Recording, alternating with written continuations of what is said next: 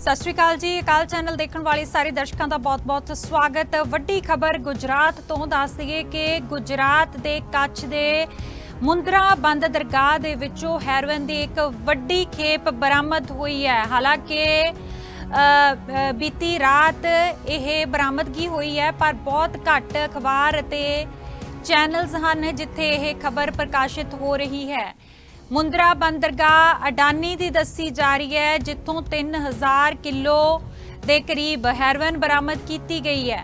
इस दे नाल ये भी जानकारी दे दिए कि इस वड्डी खेप नूं हैरोइन की इस वड्डी खेप नूं 2 कंटेनरां दे विचों बरामद किया गया है। तो यह भी कहा जा रहा है कि अफगानिस्तान तो टैलकम पाउडर की आड़ दे विच इस हैरोइन नूं भारत लिआंदा गया सी। अफगानिस्तान तो इंपोर्ट हुई यह हैरोइन है जो इसनूं टैलकम पाउडर की आड़ दे विच लिआंदा गया सी। ते इसकी कीमत जो दसी जा रही है 15,000 करोड़ दसी जा रही है। सो वड्डी खबर यह कि अडानी दे बंदरगाह दे विचों हैरोइन की एक वड्डी खेप बरामद हुई है।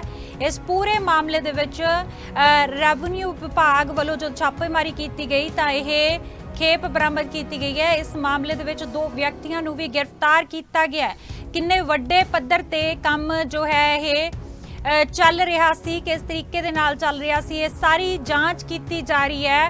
पर बड़ी हैरत की गल है कि अडानी ग्रुप नूं इस हैरोइन की खेप बारे पता नहीं सी, या फिर क्यों जो मीडिया है ज़्यादातर चुप पाया जा रहा है। जेकर असी पंजाब की गल करिए तो पंजाब नूं जो है पिछले लंबे समय तो ही एक बदनाम करन दियां कोशिशां कीतियां जा रही हैं कि पंजाब दे विच सब तो वड्डे पद्धर ते जो नशा विकता है ते नशेड़ी हन पंजाब दे नौजवान, यही कह दिता जाता है। पर इन्ने वड्डे पद्धर दे उत्ते देश दे विचों हैरोइन बरामद होना ते इन्ना वड्डा नाम अडानी दी बंद दरगाह दे विचों यह हैरोइन जो है बरामद हुई है। ते अजे तक इस समय सब चुप क्यों हैं। हालांकि ट्विटर ते लोगों वालों सख्त कार्रवाई करने की मंग की जा रही है। लोग अपने अपने पद्धर ते भड़ास कढ़ रहे हैं, क्योंकि जेकर असी किसानों की गल करिए तो किसानों नूं बदनाम करने की कोशिश की गई है किसानी अंदोलन दे विच, क्योंकि किसानों वालों लगातार अडानियां बानियां का बीजेपी का विरोध किया जा रहा है कि खेती कानूनों नूं रद्द करो, उन्हां दी ज़मीनां नूं हड़प्पण की कोशिश की जा रही है। पर जेकर असी कुछ चैनलों की गल करिए सोशल मीडिया नूं छड्ड के जेकर असी नैशनल मीडिया की गल करिए तो वड्डे पद्धर ते किसानी अंदोलन नूं भी बदनाम करने दी कोशिशां कीतियां गईयां। पंजाब नूं नशेड़ी कह दिता गया पंजाब के नौजवानों नूं। सो इत्थे वड्डे सवाल उठते हैं कि एडी वड्डी खेप बरामद हुई है तो सारे चुप क्यों ने। तस्करों को गुजरात के पोर्ट्स, जो कि निजी पोर्ट्स हैं, अडानी समूह के पोर्ट्स हैं, वहीं उनको क्यों लगता है कि आसानी से निकाल लेंगे? यह सवाल बहुत गंभीर सवाल है।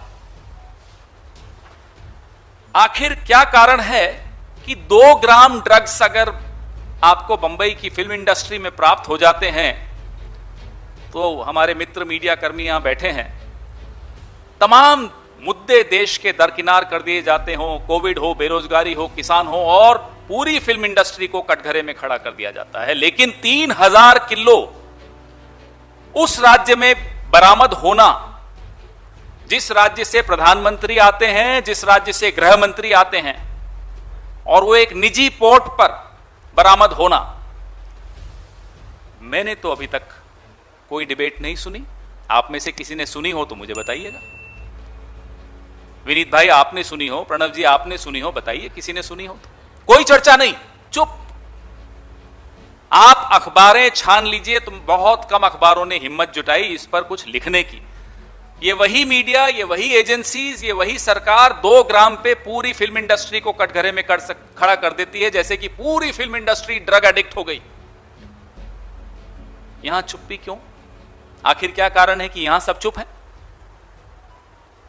पूरी पीढ़ी बर्बाद होने की कगार पर, उसके खिलाफ साजिश रची जा रही है, और हम और आप चुप बैठे तो ये पाप की बहुत बड़ी भागीदारी हम पर भी आएगी।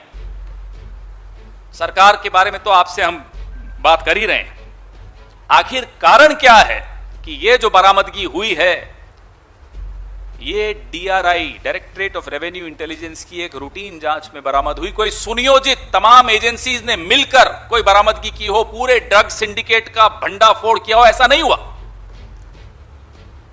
ये एक रूटीन जांच में बरामद हो जाए तो आप सोचिए क्या यह संभव है या नहीं। आप मुझे बताइए कि 10 में से 1 पकड़वा दिया, 9 चले गए। कि ਅਡਾਨੀ ਨੂੰ ਇਸ ਬਾਰੇ ਕੋਈ ਵੀ ਜਾਣਕਾਰੀ ਨਹੀਂ ਸੀ। ਸੋ ਇਹ ਰੈਵਨਿਊ ਵਿਭਾਗ ਵੱਲੋਂ ਜਦੋਂ ਛਾਪੇਮਾਰੀ ਕੀਤੀ ਗਈ ਹੈ ਤਾਂ ਵੱਡੀ ਮਾਤਰਾ ਦੇ ਵਿੱਚ 3000 ਕਿਲੋ ਇੱਕ ਵੱਡੀ ਮਾਤਰਾ ਹੋ ਜਾਂਦੀ ਹੈ ਹੈਰੋਇਨ ਦੀ।